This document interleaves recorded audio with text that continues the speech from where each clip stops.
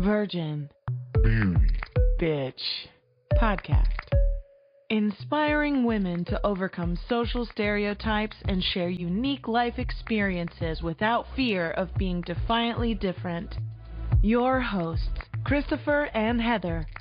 Let's talk, shall we? So here we go. In all of human history, women have never had more access, more opportunity, or more invitation to speak their truth and share their unique experiences. Yet many of those opportunities come and go in silence. But why? It's a topic for conversation with coach, trainer, writer, speaker, marketing director, and comedian Deena Baikowitz, aka Fireball Deena. Welcome to Virgin Beauty Bitch. I love that introduction. That is so much of what I'm about.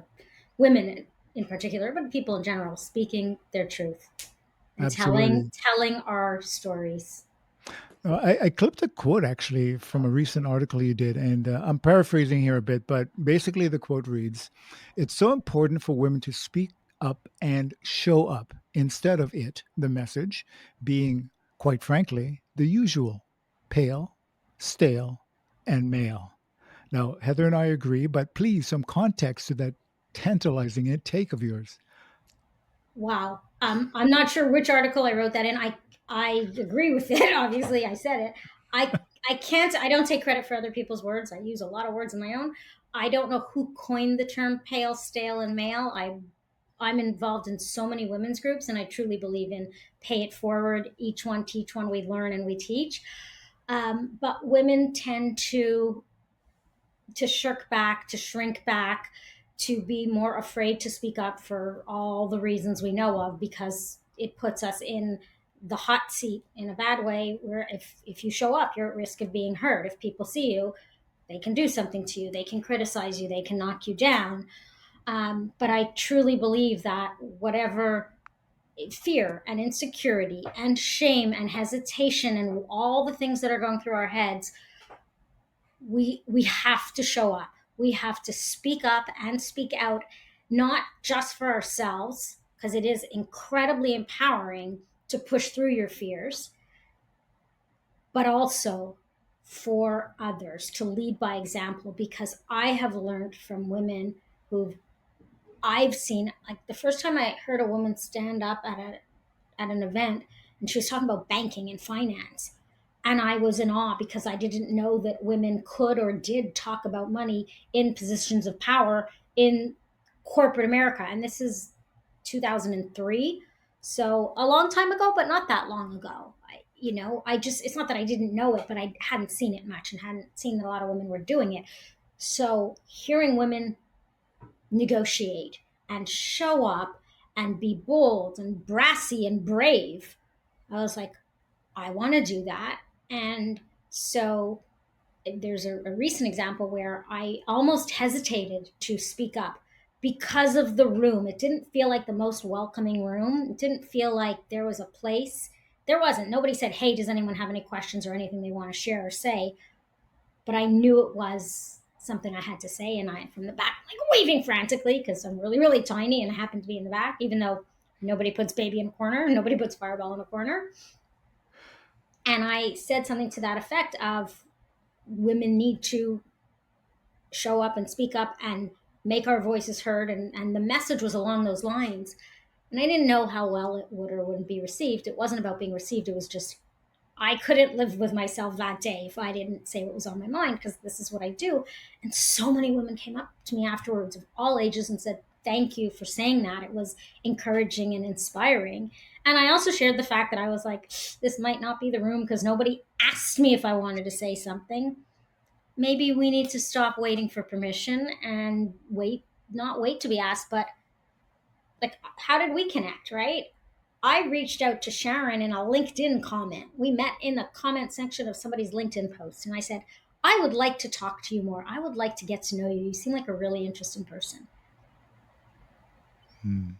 No sales pitch. Like I said, are you open to a networking? And I always do this. I put in brackets, not sales call. And that's led to, she introduced me to both of you for this show. And she and I are recording our own show where we speak up and we speak out. And yes, the pale, stale, and male unholy trinity. We've all heard that. We need male allies. Right? There's no question. And everyone has had their look. And I know I speak from white privilege. And yet, I think we can all be allies to each other. The more diverse voices, the better. Like, I do comedy, I do stand up. I have my own point of view and my own premises about. I talk about dating. A lot of people talk about dating, but I talk about it with hope and optimism, and a little bit of frustration, but also. And I got back online because I'm a resilient little fireball. Well, I used a different word. Some of my comedy is clean for the corporate stages, and some of it is pretty filthy at night at the clubs, because we are all a combination of extremes on every spectrum. What was the question, and did that answer?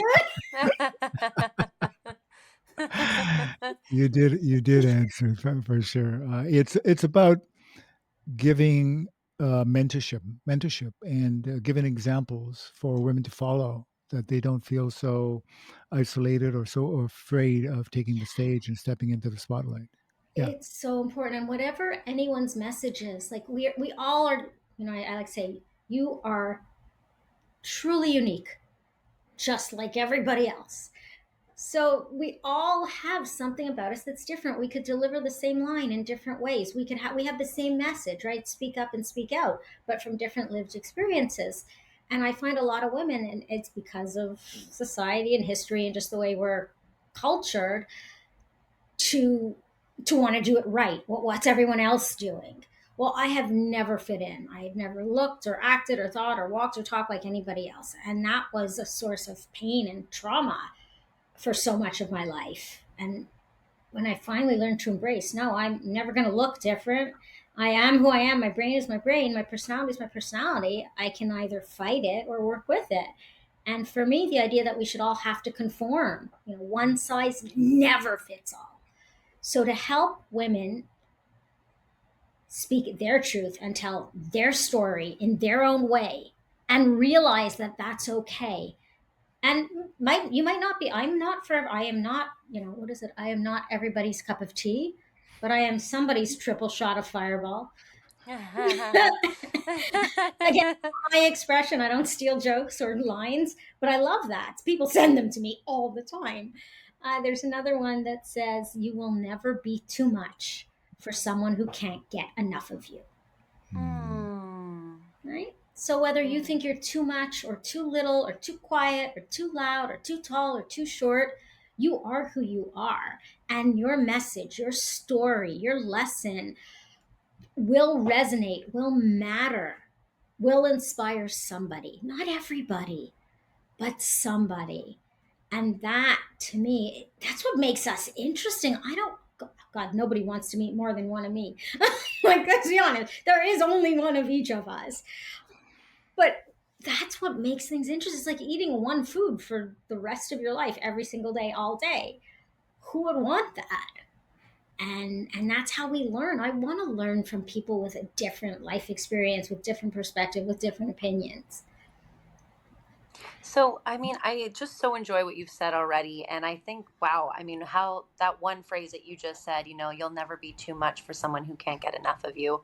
I mean, that one's going to stay with me for a long time because, historically, women have been told if you're not quiet, pleasant, and, in your lane, then you're too much. So it's been a very purposeful effort to keep us silenced and easy to manage for quite a long time. So that is a very humbling and healing phrase. But, as Christopher started us off with, that women have more access than we ever have to being able to vocalize, what we're thinking, our contributions, see ourselves in different lights, and strive for our own ambitions. With your podcast and with your work and with your humor, what do you think are still some of the things that women feel like they're being held back, or that they're not showing up in their full authentic self? In so many ways. That's a great question. There's one term that I really do not like, the imposter syndrome, which we've all talked about, right? Women, I have the imposter syndrome. I don't think I'm good enough. And some of the work I do, listen, people pay me to give them confidence to get past these ideas, but in the sense of how do you translate it into work? So how do you speak on a podcast when you're worried that people won't want to hear what you have to say? Or how do you get up on a panel at a conference when you think you're not as worthy or experienced or accomplished as the other men or even the other women on the panel? So to that point, the imposter syndrome is actually, they've done research about it. It's been flip the script and reframe it and rename it, because imposter syndrome puts the responsibility and the blame back on us, right? It's our fault. No, back to what's it that ingrained, it's the authority gap is another word, people, the ambition penalty, where if we've been told you're not good enough, or who do you think you are, oh, you're too bossy, right? Men are bosses, women are bossy. I've had a keychain since I was a kid, and I still have it somewhere. It's purple and pink and plastic, probably all microplastics, or maybe it was before microplastics. Everything in my life is micro. I'm this big. But this tiny little keychain says, I'm not bossy. I just have better ideas. And I look at it, I'm like, damn, like younger me actually kind of had her shit together in some ways, like knew who she was. But I never knew how to articulate that going into a job interview. How do I say, I have really great ideas? Well, now I know it's actually one of the 34 strengths in StrengthsFinder themes proven by the Gallup organization, like through evidence-based research. It's called ideation. My number one strength is ideation. I have incredible ideas that other people haven't thought of. I see connections and connect the dots and put things together in a way nobody else might have. You can call it innovative and creative, strategic, but it's ideation. So I'm not bossy. I just have better ideas is a way to reframe. And I think part of that reframing for women, I'm not as good as them. I don't know as much as they do. You know differently. You know, maybe not as much, not the same, but that's what makes it interesting. And one client that I was coaching, and she said, well, if I go up on stage and I take this position on this panel, what if someone asks me a question I don't know the answer to? I can't say, I don't know, I'll look like an idiot. And to validate her point, this is a corporate America. She works for Fortune 500, dealing with money, banking, and finance. And I said, well, first of all, the people in that room are not trying to trip you up. Their goal is not to make you look bad. And if somebody does that, somebody else better shut them down, or you should. But like, let's put that aside. Let's assume that all the professionals in that room, 99.9% are not actually, they're asking you to speak on the panel because you have something to offer. And if someone asks you a question that you don't know the answer to, let's flip that to an opportunity. That's a great question. Instead of saying, I don't know, that's not my area of expertise, but so-and-so on my team specializes in that. Why don't I set up a meeting for us? So now you've seen that she's confident, right? Because I believe the most confident people are the ones who are willing to admit, I don't know something or want to learn more. She's talked about her team because she's a leader, and that she has diverse people. And that's now an opportunity to get to know somebody else, and you're still selling them your expertise in a way. One of my biggest beefs is with people who walk in who think they know everything. Like, the stupidest person in the room is the guy, and it's always a guy, who thinks he knows more than everyone else and cannot be convinced of anybody's opinion other than his own. So I'd rather say, I don't know, teach me, or I was wrong. I'm sorry, I made a mistake. You know, I thought I knew. Oh, I got that fact wrong. Okay, fact check, spell check. And also, does it what matters most? Like, what matters most in life? And to me, that's relationships, people coming together. A friend is someone who knows everything about you and loves you anyhow. Right? Like, we have to, as women especially, and I do believe men need this too, and it's not fair to men that they've been trained and nurtured to always be right and never show weakness and, you know, man up and balls this and balls that. I say this unironically as a woman whose company is Fireball Network, because my boss, a woman, said she's a little fireball of energy, hire her as a recommendation for a consulting gig. But this idea that we're not allowed to be wrong, that we're not allowed to make mistakes, that we're not allowed to fail is garbage. We're human. We're gonna make mistakes. We're gonna fail. We're gonna F up. But if we don't, like, where's the growth otherwise? It's interesting you say that because I read a piece where someone asked you about basically if you could correct the mistakes you've made in the past, what would that look like? And you mentioned that you wouldn't give up those mistakes or the things you were afraid of or whatever it might be because they formed who you are today. Is that correct? Wow. You've done more research. Like, I don't even remember that one either. But I'm like, you got to tell me because I got to put that out there. But it's true. I mean, I'm not joking. Yeah, I believe that we can't go back, right? The trauma and the bullying and the insecurities that I've had because I was not always this confident, show up, balls out, whatever the expressions are. Like, I mean it now. It's genuine. I'm not pretending in any way. Although there's still moments where I am insecure and I feel a little, and I suck it up and, be brave. I'm not fearless by any means, but we can't go back. So there's no point. Like, and this is, I say this often. I learned about this in therapy last week. I'm going to share it with you this week, which is something none of us would have said 10, 20 years ago. You wouldn't admit this kind of stuff in a professional setting. I was a social worker. Like, I was on the track to become a therapist. I ran therapy with patients and their families. Why would we be ashamed of it? Because we're all human beings and we're dealing with a very, very complicated world and complicated lives. So this is the expression that one of the many expressions, concepts that I really truly believe in is no amount of regret will change the past, and no amount of anxiety is going to change the future, create the future.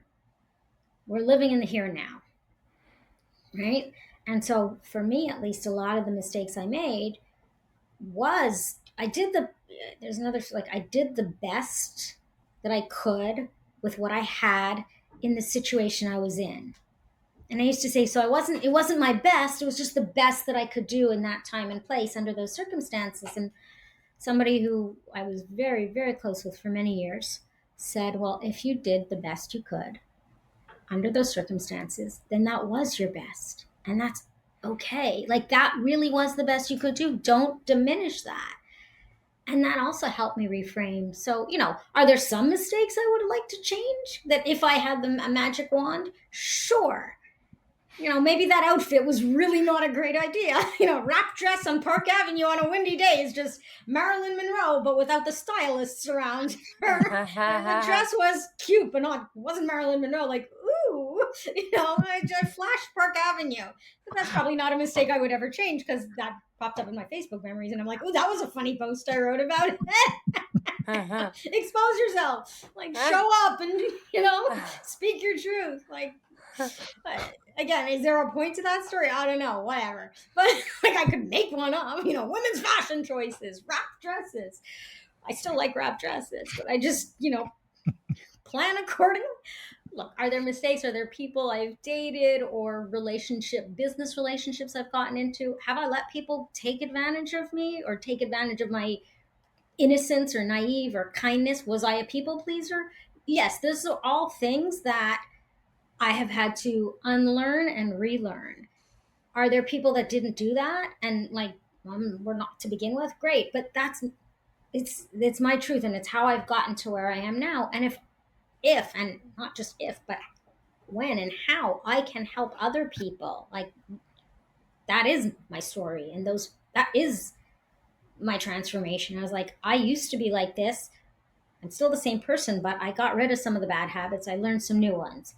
I used to be ashamed of certain things, like of not being able to fit in or match up or be like other people, which is a stupid thing to be ashamed of, but it's also what we were taught. Like, oh, you're not this successful, you're not that, whether it's your looks or your money or your job title or whatever, your living situation. And learning to let go of that, transformative. So I've learned from other people, right? Again, that is the number one lesson is we learn from others, we teach others. So as long as there is a meaning in it, And we can make, it's not that everything happens for a reason. Sometimes there's just bad luck and shit happens. But if we can make meaning out of it or use it as a, don't repeat the same mistakes twice, like, a little too often have I had to say after a bad date, well, that was another learning experience. Oh no, not another effing learning experience. But now it's like, but it's material. It's comedy. I love that.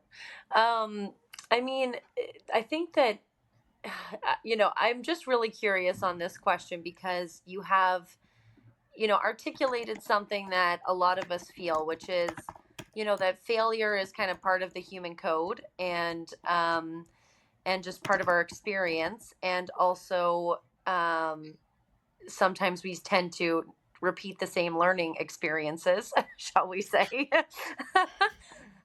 So, I mean, what do you find is a good balance for you where you really try to learn from the past and apply it to moving forward, but sometimes the universe or our lives, we just feel like we're stuck in a pattern or making those same learning experiences again and again. What do you have for our guests when they're feeling a bit stuck? That is a really great question, one that I'm going to bring to my therapist next week. He's awesome. My therapist is a man, in fact. Male and pale, but definitely not stale. So there's a few things, right? Getting stuck, but making the same mistakes over and over again, like that is a really big problem, right? Those who forget the past are condemned to repeat it. So recognize, and from a therapeutic standpoint, recognizing our patterns is really important. And back to like, no amount of regret will change the past. No amount of anxiety is going to create your future. I mean, it'll just create a really anxious one. For me, at least, I can't speak for everybody, but even for my clients, there's three ways. One, we need to look at ourselves and say, what did I do wrong there? Like, what wrong in the sense that what did I not like about that interaction? Like, did I give up something from a people-pleasing standpoint? If I really wanted to spend the day doing XYZ, but a friend asked me to do ABC and I didn't really want to, but I said yes because I didn't want to disappoint her because that might mean I'd lose the friendship, or I didn't want to hurt her feelings, like, all that stories. Well, that's shame on me. Like, I have to be able to set, boundaries, standards, expectations. And being honest, I think, with people is really important. Also, getting feedback from other people, friends, trusted friends, coaches, therapists. Like, do not try to figure it out alone. And I don't just say this because I am a coach who's also a social worker. Like, no one succeeds alone. No one thrives. We don't live in a vacuum. We need perspective. So that's another mistake I think I made in the past, was not asking for more help, not opening up. And one of my new but still very dear friends, when I confided something to her, and she's like, you got to let that shit go. That baggage is way too heavy. Stop dragging it around. And that was like, you make a choice. Do I want to keep carrying and schlepping the bags that are bigger than me? Because I overpack. I tend to overpack. That's another lesson, right? Metaphorically and literally. Or do you want to like face the fear, and who do you want to be? So the first step in fixing a problem is acknowledging that you have a problem. If you know there's something getting you stuck, that you feel bad about it. I have lots of systems that I use. Like, a gut check for me is really critical. And you just sit, and again, a coach taught me this, and then I took it and I expanded on it. So one of the things I do is I just kind of sit somewhere quietly, generally close my eyes because visual stimulation, gets me thinking. So it's like, okay, if I have to make a choice between two friends, two things I want to do or don't want to do, how will I feel? How do I want to feel if I do XYZ? How will I feel, or how do I want to feel if I do ABC? If I don't do the first one, how will I feel about missing it? And sometimes I'll say, well, it could be a choice between two networking events, or going to a networking event, or going to a dance class. I mean, this framework works personally, professionally, almost anything. How will I feel if I miss it? Well, if I miss it, I missed it. I'll never know, right? Or how will I feel if I didn't do this? Or how will I feel if I go to this and it's bad? Now I can either kick myself all day long and say, oh, you made a bad choice. Oh, look at you. You're dumb. That was really wrong. Or I can say, okay, I tried it. At least I tried it. Or I didn't go. That's it. One of the things I do for networking events is I go in with a strategy. I go in with a goal, but I also say serendipity. Let's just see, something will happen. Something good will happen. What shall be, shall be. I will meet who I will meet. And I always end up meeting somebody interesting. Many people.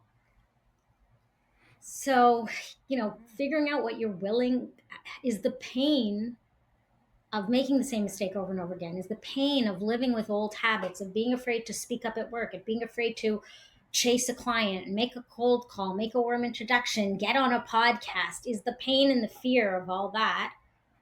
Is it worth letting that go on versus the pain and fear of like taking a chance? And one thing, and I will say this forever and ever and ever, and this is like, social work is about empowerment. It's not about telling people what to do. It's helping them figure out what's right for them. When you face a fear, whatever the result, when you try something that you are scared of, or you try something new, it builds confidence. It inherently, like, I know that when I have admitted something to someone and they're like, you go girl, don't let anybody else dim your lights or put out your fire, don't take that crap from somebody else, whatever the situation, or like, go after it. What's the worst that can happen? It's like, oh wow. And all of a sudden I'm a little more confident, and the things that scared me last week don't scare me anymore. There's another scary thing up ahead to try, but like, I'm more equipped to deal with it. I've done the reps. I carried the heavy bags. So to me, I like that idea. It's not, I don't talk about getting outside your comfort zone necessarily. It's stretching your comfort zone. So it's even bigger. Mm-hmm. This is as somebody who like only has this much reach, but I'm very flexible. Like, it's the only way I can reach things, like, oh, stretch. I love, because on my screen, the way I see you, your arms are going beyond like the box that you're in. So it looks like you could reach anywhere, girl, literally anywhere. You know what? Metaphorically, can we say that to all your listeners? Girl, you can reach anywhere. Mm-hmm. Mm-hmm. Like, truly, virgin beauty bitch, whoever you are, reach for it, stretch. Like, why I can't, there's a lot I can't reach, but that's why I have people in my life who help me. That's why I have a board of advisors, and I collaborate with other people, and I have a thing for tall women, apparently, to collaborate with tall women. Whatever it is, most of my female collaborators like close to 6 feet or over 6 feet tall, because there's things I can't reach without them. And things they can't reach without you. Right. You drop something on the floor, I'm going to pick it up. I'm closer to the ground. It's easier for me. I want to feel needed. You might throw your back out. It's going to take you longer just to get there. I'm there already. Right? You have like a really strong center of gravity. I feel like there's like stability there. It's maybe the only stability in my life, but yeah, I am not what we would call stable. No, I'm joking. It's part of my comedy. I was like, I'm not, God is not a great structural engineer. I have like really short legs and really big brains. Really, God is fair, but she is a lousy structural engineer. And so, like I say, I'm not physically stable or mentally stable or rent stable. I love it. The humor lens is how I get through a lot of things in life. So I appreciate that that's an element that you bring to the table. We love to ask our guests this question. Of the virgin, the beauty, and the bitch, is there one that really stands out to you and brings something out for you? Bitch. I have to go with that because it's not something I ever embraced in the past, or maybe I did, but I didn't really own it. And also there's a song, bitch, babe in total control of herself. Mm-hmm, mm-hmm. And this was a gut check, because at first I was like, they all mean something, in former English lit major. And as a creative, like, we can find meaning in anything, right? Beauty, actually I played a lead that I played in I played the devil. Her name was Lucy, like Lucifer. It was a play. I was young. I was just out of high school. And there was a scene about beauty. She wanted a baby more than anything in the world, and she couldn't have a baby. And to the performers in her freak show, which is of course totally like un-PC, and this is unfortunately what circuses were about. They were the ugliest couple in the world, and they wanted beauty more than anything. They were willing to give up their child for it. Now, why do I tell you this? I mean, it's a whole other story. And I walked into there thinking, well, if I'm lucky, I'll get cast in the back row of the chorus, and like the most incredible show. They're like, we want you for the lead. And so I did. That's why I say I didn't step into the beauty part. I was a virgin back then in the sense, in every way, of like shy and insecure and naive and innocent. I think we're all virgins in a lot of ways. There's things we don't know. There's things to learn. I was watching an old comedy set. I said, well, I was a virgin until today. I just got my first deck pic. I was like, they're like, wait, you're how 50, 51 when I got my first photograph of unsolicited, because solicited is a whole other story. But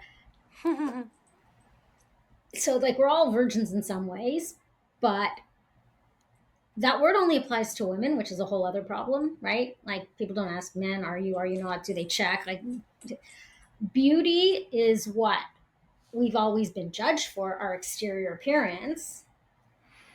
For women, so much more than men, so that carries so much weight. But I think, what is beauty is your soul, is your personality. Do you show up and not care what we look like or what we're dressed in, the makeup? Who cares about any? Like beauty is your soul. Are you a beautiful human being? That to me is what matters. Are you kind to others? Do you work for what you want? Do you speak up for what you believe in? But bitch is like, let's own it. Like I have learned to be a bitch. I was not in the past. I was truly shy and insecure. I would advocate for others. I would fight for others no matter what. Like that didn't scare me, but to advocate for myself, to speak up and stand out and fight back against abuse and all of it. And somebody wants to call me a bitch for standing up for myself or standing up for somebody else. Babe in total control of herself. Thank you for the compliment. Thank you for acknowledging my power and my, it's also a bit of a fear thing, right? If someone thinks you're tough and strong and scary, they won't mess with you, which is why Chihuahuas are the yappiest, noisiest little. I am like a Chihuahua in that regard. My bark is generally worse than my bite. There goes all my negotiating cred. They're like, yeah, she's actually. I'm like, no. People are like, Deena's really, really sweet and kind, but don't mess with her because you will regret it. If you cross her, if you do the wrong thing, like I don't talk. Making mistakes is one thing, but if you hurt me or my friends. Like, again, miscongeniality. If anyone here hurts any of my friends, they will feel the wrath of. Yeah. It's like you're hitting the nail on the head as far as Heather and I are concerned, and why we use these words the way they have been presented. They are seen historically as one way, but as you just articulated, they are deeper, wider, broader, and carry such weight. That is why we are called what we're called. And as far as the bitch is concerned, that is an area that Heather and I will be getting into in depth over the next little while. Because as you said, it is a woman expressing her true self. It is a woman stepping out of what she has been conditioned to be. It is who we all are, but for women especially, and the way they're conditioned in society, the bitch is power. Yeah. True power. And that is an area we will be going into in depth with talking with people who are experts on these kinds of topics. So thank you for sharing your perspective on that. We are so in alignment. It is not even funny. Oh, thank you. Like this really was a treat. I mean, thank you for giving. We started off. You said, telling women to take a platform and speak up, and you've let me talk almost nonstop for the better part of 45 minutes. And I appreciate it because I do. Your platform and your questions are really good.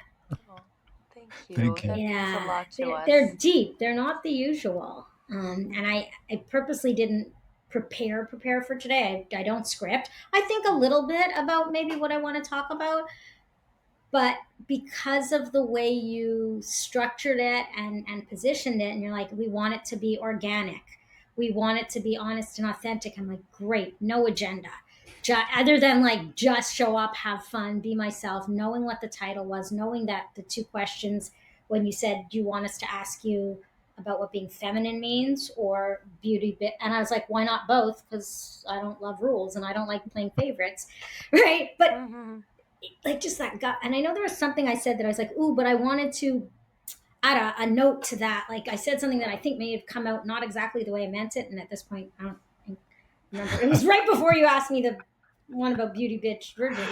So I was like, It came from your heart, and that's all that matters. you Yeah. know, wait, no In one's that moment. right. Whatever quote unquote mistakes, or we're all here to support each other and connect and build community and relationships. So, and let's have fun at it. And yeah.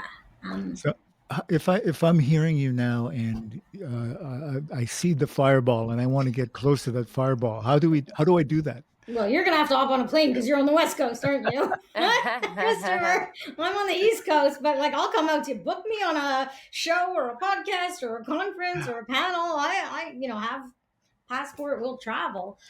How can our listeners connect to you, and how can they take advantage of what it is you offer the world? See, I took you literally because I am an extreme extrovert, and I'm like, I will get together. What do you mean? How can you touch me? Come, you just ask consent. I said yes. I'm like, how can we get closer? I'm like, we need to be in a room together. This is the expert. I'm like, I'll arrange it. Tell me your city. I'll find 30 people I know and plan a networking event for next month. That's I great. do next week. The flights are expensive at the last minute. Trust me, I figured it out the hard way. Learn from your mistakes. No, like really. I've learned now to always buy the ticket that is completely changeable and refundable at the airport when you miss your flight. It doesn't cost you anything. Yeah. So again, turning like a negative, like he's like, you missed your flight. Why are you late? I was like, are you? In my head, I'm like, are you accusing me? Are you my mother? Do I tell you the truth? Do I make it? I'm like, I had a nervous breakdown. No, I didn't. But oh yeah, that was my whole point about diminishing myself, like not stable. It always comes back to it. We should not diminish ourselves, like all kidding aside, and I will answer your question. I know what it is about connecting. This is really adequate. It's one thing to joke about diminishing ourselves, and I may say, oh, I'm unstable, but that's a joke, right? We do need to own our power. And so I am saying this to anybody that thinks, oh, we need to pretend like we're not so strong. No, once we are confident enough, that's a friend is someone who knows everything about you and loves you anyhow. When you are confident enough in your power, you can joke about yourself in a way that isn't diminishing, self-deprecating for a reason, for a lesson, to say, hey, none of us are entirely stable or perfect. It's an unstable world. But not to own that message of, oh, I'm a failure, I'm an F up, look, I'm horrible. Now, on the other hand, it's like, you say I'm a bitch like it's a bad thing? Like, it's a compliment. It's like, what, fireball bitch to you, babe. Okay? I'm like, queen bitch to you.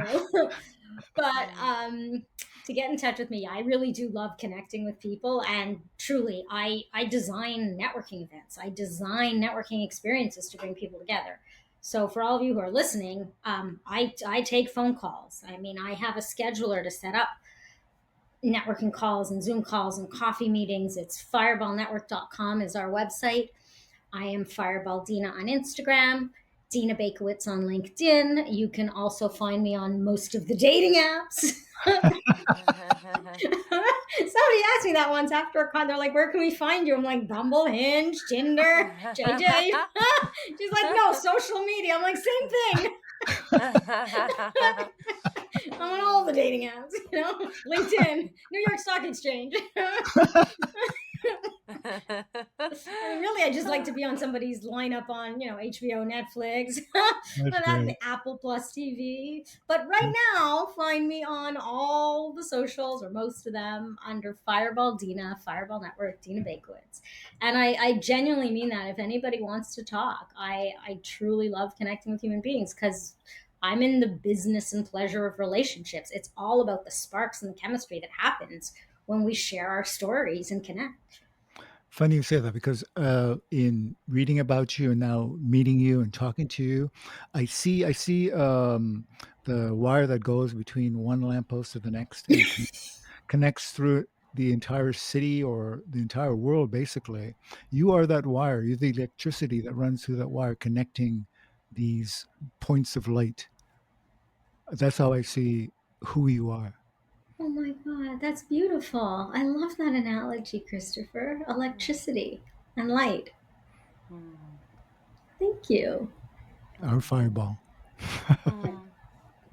Thank you. I mean, we talk about, networking is sparks and chemistry between people. It's like when you are on a date, if there's chemistry, you have a second date. If you're at a networking event, you're at work, you're interviewing for a job, you want to join a committee, you want to do volunteer work, you're meeting a friend, you're trying out a new dance class. Is there chemistry? Is it a fit? Like, do we want to get to know each other better? It's not a one night stand like anything else. I mean, one night stands are one night stands. That's just what they are. But I like to say there's no instant gratification in networking, except for the instant gratification of having a human interaction. Even if it doesn't lead to anything, it's that in that moment, what did you learn? You might learn, I never want to talk to that person again. Or this woman does not know how to shut up. But she was very entertaining. So I should probably buy tickets to her show or book her at a conference. But yeah, thank you for that. I truly, though, it's taken me a while to own and embrace, because I don't believe in false modesty, but I also don't like narcissists and egotists, or just it's me.